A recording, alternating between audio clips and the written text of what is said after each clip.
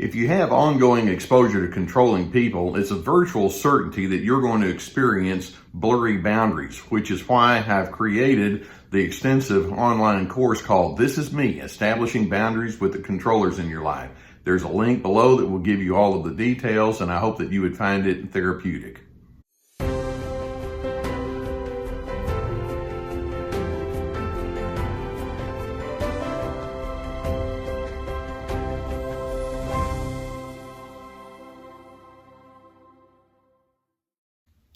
I want to talk today about how narcissists have an uncanny knack for clinging to a victim's identity. Look what you've done to me. Look how miserable you've made my life. That seems to be a very common theme that they have as they engage with you, and that's what's behind so much of their anger and their accusation and blame. I want us to see if we can understand what's going on when narcissists will cling to this victim's mindset. Now, first, let's start with an understanding that there's very little about the pattern of narcissism that's healthy. Narcissists are broken individuals. I want to run through multiple indicators of narcissism. I want you to just remind yourself that these indicators, these patterns that they're in, are just plain and simply dysfunctional. For example, narcissists by definition have an attitude of entitlement with respect to how people are supposed to treat them. It's all about me. Pause on that. There's not a whole lot of healthiness there when you realize, well, yeah, but what about the other 7 billion people on the earth? Do we not want to include them in our considerations as we figure out how to do life? And when a narcissist says, well, ultimately, though, it's still all about me, that's very dysfunctional and it's incredibly illogical. Or, in addition, part of the defining feature of narcissism is the need to be in control specifically over you. And it's important for you to realize that when a person has to have control over you, it implies that there's a sense of paranoia they're operating with. Rather than saying, well, why don't you feel the freedom and act upon the freedom for you to be you? It's like, oh no, I don't think that's going to work out for me well at all. They don't trust at all. And so that's very unhealthy where they're coming from. In addition, narcissists have an insatiable need to stay in the superior position. And when you pause on that and think that one through, it's like, well, that runs against what we believe about human nature. What about equality? You have your thoughts, I have my thoughts. Let's just see one another as people who deserve to be treated in an equal kind of way. They can't do that. Or, in addition, part of their defining feature is they are highly manipulative. And I want you to think, what does it mean about a person who feels that it's not only okay, but necessary to manipulate other individuals to do their bidding for you? It's a very unhealthy starting point that they have. Now, on top of that, they tend to have very low levels of empathy. Pause right there. What's that all about? And the unhealthiness there is, it's like, well, your feelings, your perceptions don't matter. I don't even need to pay attention to it. Again, it goes back to it's all about me. They have an ongoing undertow of anger and criticism. That's not a healthy way of being. They have a pathological defensiveness. You just simply can't penetrate the walls that they have created and erected around themselves. And so when you look at the pattern of life that they have bought into, none of that makes good sense when you just break it down on a point-by-point basis. But instead of a narcissist saying, you know, I have some issues, and I need to take a hard look at that. And by the way, as a therapist, when somebody would come into my counseling office and start with that, it's like, we're going to be able to go somewhere. We can work on that if you'll just be honest about who you are. Narcissists can't do that. They're all about erecting and sustaining a false self. And rather than saying, I need to take a hard look at who I am, what they'll do is they'll say, no, I'm okay. The biggest problem I have is those idiots that are surrounding me. You see, I'm great. They're the problem. And so that if there's a difficulty, I'm a victim of their dysfunction. And so the victim status that a narcissist carries is all a part of the grand denial that they operate with.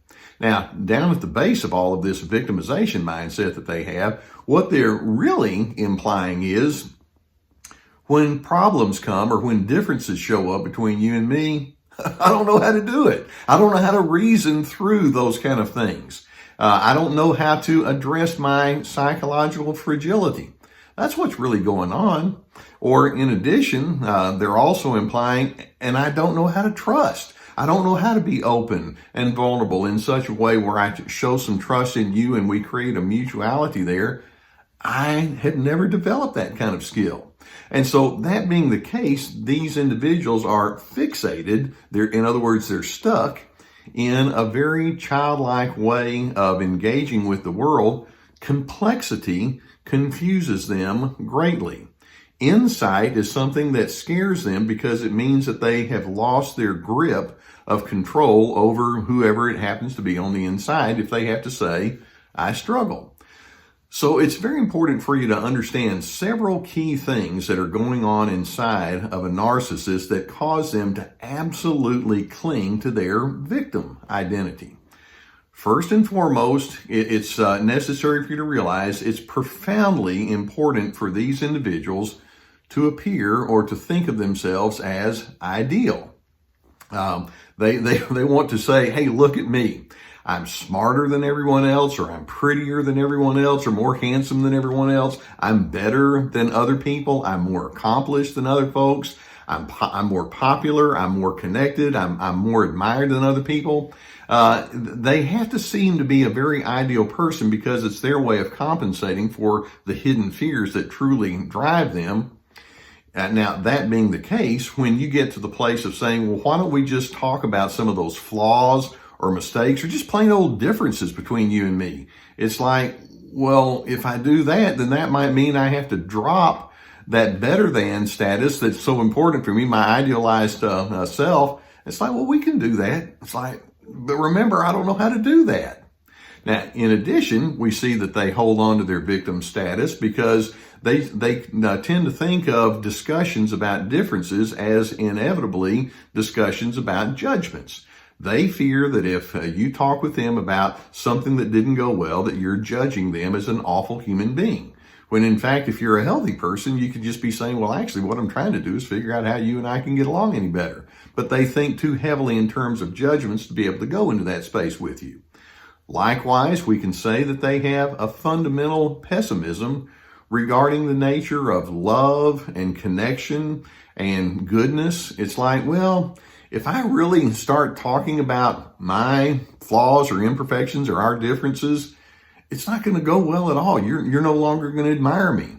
And they don't realize that actually love can be enhanced as we know each other's flaws or differences or imperfections, because then as we continue to show acceptance to each other, there's a depth that begins to be generated. They can't think that way at all. Narcissists walk through life wondering, what's next? What are you going to do to me that's going to prove to me that you're down on my case and that you don't accept my pronouncement about who I am? And whenever you say something that says, I disagree, they're over there thinking, I knew it. I knew it. I knew you were going to come against me, and it's happening right now. And this gives them an ongoing excuse then to identify themselves as a unique, misunderstood person. And in their own backwards kind of way, that becomes their sense of significance. So I'm hoping you can see that so much of their persona is built upon all of this denial of their humanity and their inability to enter into the space of insight and awareness. And so I hope that you can see that as part of their script of claiming victimization and all the benefits that go along with that, they have to have a villain in the script, and that's where you come in.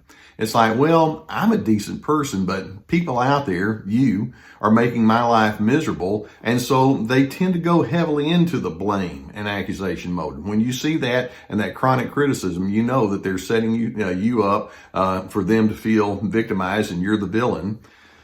But it's important for you to know that all of this stuff is going to happen on the inside of themselves, whether you're on the stage with them or not.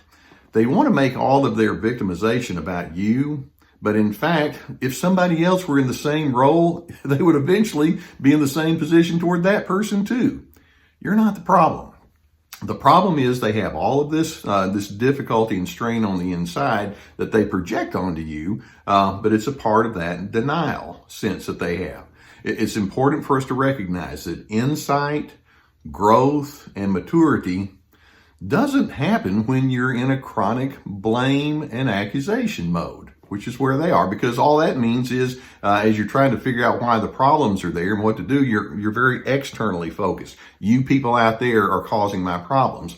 Now, growth and maturity happens when you go inside and you can say, I need to take a hard look at who I am. I want to make healthy adjustments. And if you'd like to work with me on that, then all the better. And we can create a team atmosphere. That's what I mean when I say you and I can be on team healthy with one another.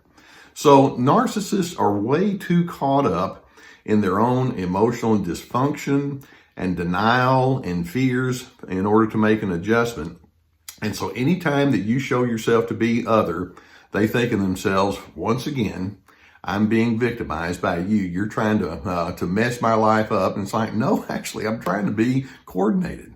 So that being the case, I'm hoping you can realize when you see this for what it is, don't try to force understanding and insight on a person who's committed to this victim status. Until they are able to let go of all the denial that goes with it, you're not going to get very far, which is why we say this is going to be a relationship that's going to remain shallow. Until they can break through and just say, there's a duality about me. Some part of me is good, part of me is not good. Let's figure out how we can bring as much balance as possible.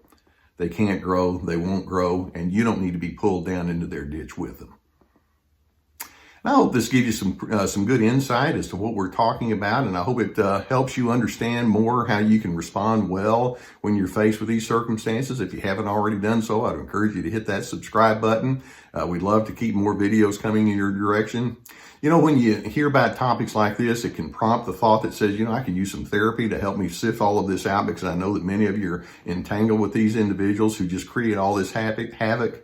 If you have a need, I would encourage you to go beneath. We have a link below to online therapists.